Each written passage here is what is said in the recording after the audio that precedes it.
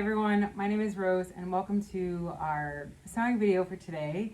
And guys, today's gonna be a good day. I have officially bought the Gracie Steel Roving Romper. So one of my goals this year, besides creating my own patterns, is to sew from other indie designers.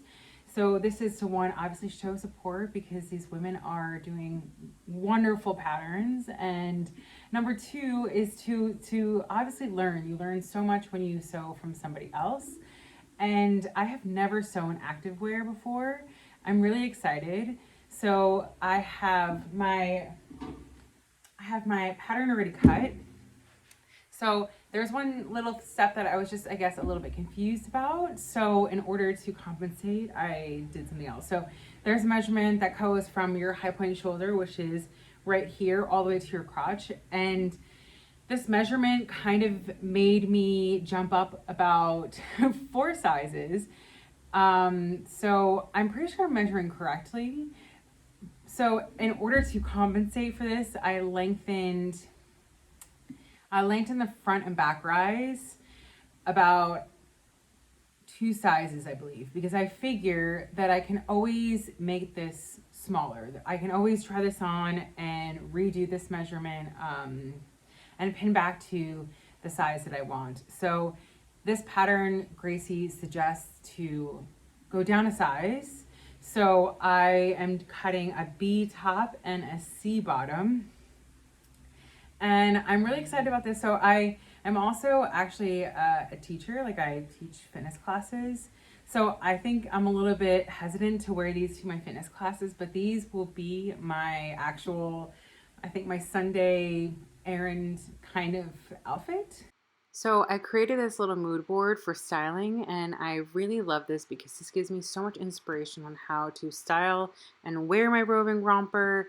I love the fun prints and just like accessorizing this. I think it's so fun. So hope you find this interesting and fun for you when you sew your roving romper. And let's get sewing. Okay, so our first step here in the pattern is to sew the center back seam. So I have my 2 pieces here, and I have both the same side. So there's no right or wrong side of this fabric. And I'm actually working with a double knit, so I think this is going to provide some nice structure and support for this garment. And I'm actually working with a straight stitch today. I'm probably going to work with about a 2.6 or 2.8 kind of length in my stitch. And I'm going to slightly stretch this as it's going through the machine. I'm working with a slightly elasticated thread as well, so this is going to provide some nice stretch to help with this. If I try this on and I have some issues with like seam puckering, breaking, which I don't think will happen, but I can always remove the stitches and go over everything with a zigzag. So let's test this out. I've never worked with something that will stay so close to my body. So we're gonna start with the center back seam. So bring this back onto my machine and let's get this sewn. To achieve a nice stretch with the straight stitch here, I'm giving it like a gentle pull as I'm guiding the seam throughout the machine. And you can see here, it really helps to add a lot of elasticity here. So this is just a smaller stitch and a little bit of a tugging on the machine as we're guiding it through. Okay, so then the next step I already kind of went ahead and started. It's the strap. So the strap is going to go from front to back like so. So it feels a little smaller and short, but we'll see how it fits. If you can tell, I have a bit of seam allowance, so I'm going to trim this down a bit.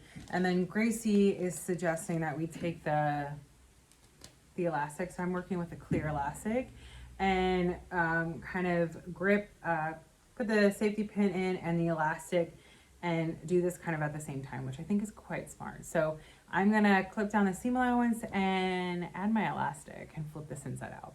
And then create the other one as well. Okay,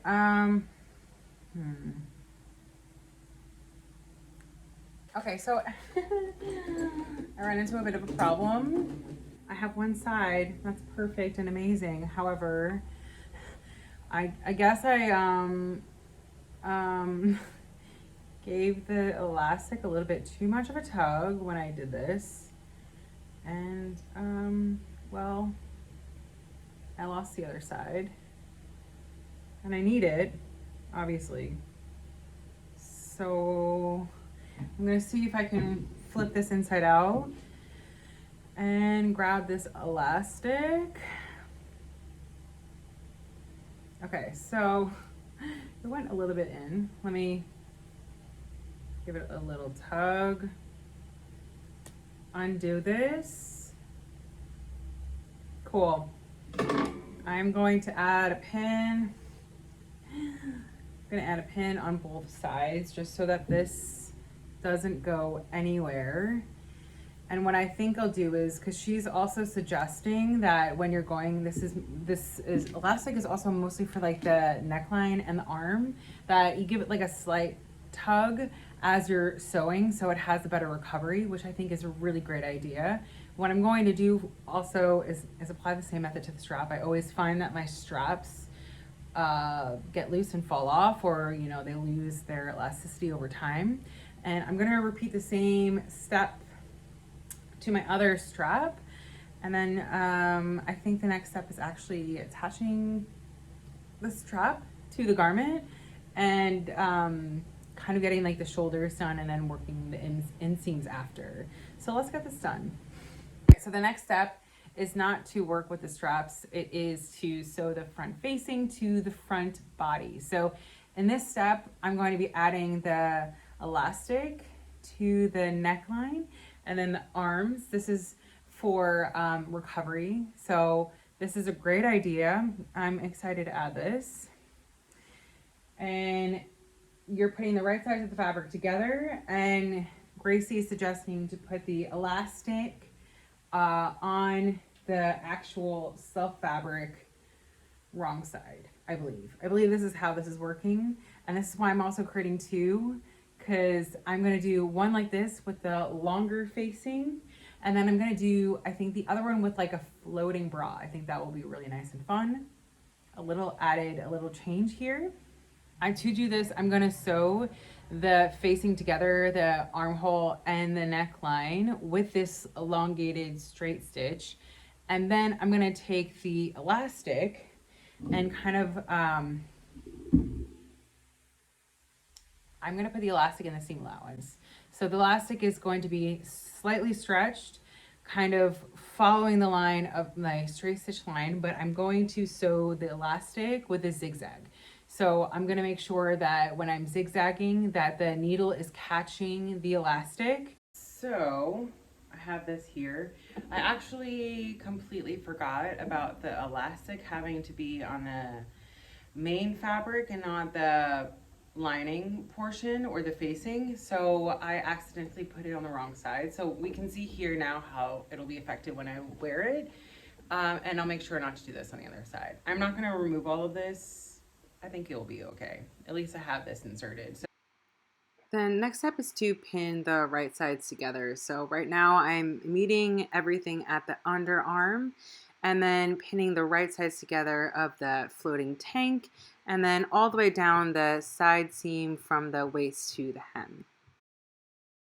I sewed the side seams, and this is also at the 6 millimeter, so a bit about like a half centimeter, a little over a half centimeter is the seam allowance. And my next step is to do the inseam. So inseam is next. I actually didn't add the notches, so we'll see if that's going to be a problem, but I really don't think so. I'm going to make sure I'm matching at the center front and then also at the hem edges, and we'll just ease in if there's something different, but I don't think there's going to be any length difference between the front and back, or like the curves, right? The length should be the same. It's just like the front and back rises that would have the different measurements. And then the next step is going to be tried on. So I'm really excited about this part. So I did add some additional ease if we do need to remove any of this, especially from like the front and back rises, just because like I said, I didn't understand that measurement from the shoulder to the crotch. So let's give this last inseam sewing less so the inseam. And then we're moving on to the fit, which is I'm looking forward to. Okay, so I tried on this first sample, and it is it's very tight. So right now I'm working to try to add as much fabric as I can kind of to it. So I'm taking out the seam allowance as much as I can. So I don't know if it's the actual fabric because it is like a double knit. So I mean, it does feel like the double knit is really like sucking me in, which is really great, obviously. But like, I think it would have been better if I maybe size up 1 or 2 sizes. So, and that's the thing, like, it kind of feels like if I went to the correct size, it would still be too small. So, I'm gonna, I'm trying to think. So I'm taking out as much as I can. I'll try it on once more. I don't know if this is something I'm gonna wear, so maybe this is something that I'm gonna give to somebody else just because of how small it is on me. I mean, it does look cute, but it's really hard to get on and off. And one of the issues that I'm also struggling with, I think it's because like I'm petite on top and larger on the bottom, that um, it's hard to get on. Like it's hard to get through the neckline and armhole. I mean, like it's hard to get through the neckline in general because also what I always usually struggle with like skirts and stuff like that. Sometimes the zipper is like too short, so instead of pulling it on from the bottom up, I have to go through my head, go over my head, and obviously this is not something that you can do that with. So yeah, so I'm gonna take it out as much as I possibly can, and you know, if it doesn't work, it doesn't work. Um, the other fabric I have is a single knit, and it's um, much lighter and thinner, and it's a pattern. So what I think I'll do is I definitely will size up, and then definitely will. I'm gonna size up for the next one. You know, I think I'm also gonna cut the same shape of the neckline as well. I do really like it. And we'll see where it goes. It is much lighter, it's much thinner. I'm just thinking like, I think that sizing up will do the trick. So, all right, onwards, upwards and onwards. I'm almost done with sewing all of the, fixing all the seams and removing the seam allowance, and I'll try it on once more. I don't think I'll try it on camera because we'll see. It is really small. I might just throw it on my dress form behind me. Went in and took as much seam allowance as I could get. I was able to let out about probably in total like a quarter of an inch, well, an eighth of an inch at least from all of the seams. So in general, that's,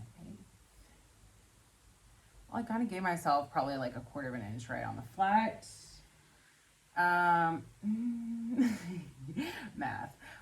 More or less about a half inch on the circumference. I'm just trimming. I'm wearing them right now, so it does feel better. It does feel better, and I won't be giving them away. I do kind of like them. So my note for my next round, because I will do the next one, I'm gonna size up regardless. You know, worst case scenario is that I just have to take it in, which I don't think will be an issue. And then, yeah, if you're using a double knit, for sure, go up a size. Or like cut your correct size, which is what I'm gonna do right now. It did have an easier time putting it on through my hips. You know, I think that taking out the seam allowance really did help that. But also what was holding was the elastic and just how small the neckline was. So that's just something to take in account. So when I go up a size, this will definitely help because I'll have more space on my hips, obviously, math. let's see. And another thing that I'm just kind of also noticing is like maybe the, I think I'm going to also add just a bit of space. So I really like my necklines low. This one just feels like I'm pulling it up. So I feel like I need to add maybe like 1/4 of an inch on the bust, like from the waist obviously to the bib height. And I'm just gonna slash and spread the pattern for that. And then I'm going to just add just a bit of space. Yeah, going up a size. Also, I think possibly that the length of the straps could be just slightly longer. But this is gonna actually help. So when I obviously like adjust the length from my waist to the top here, it's gonna help, and everything kind of is balanced out. I think this pattern is really smart. And I'm not sure if I wear this out in public necessarily, but I do love wearing this kind of around the house. Like I'm gonna layer this, like I'm wearing this now with this. Let's see, does this look kind of lame? Yeah, let's see. So you can see it fits me quite snug, and I do feel like there's the front pattern is a bit smaller, it feels like, than the back pattern. So obviously like my back body in general is just bigger than my front. So, but I think, yeah, I think changing the size will help. I guess I'll give my, like a little bit of a review and like a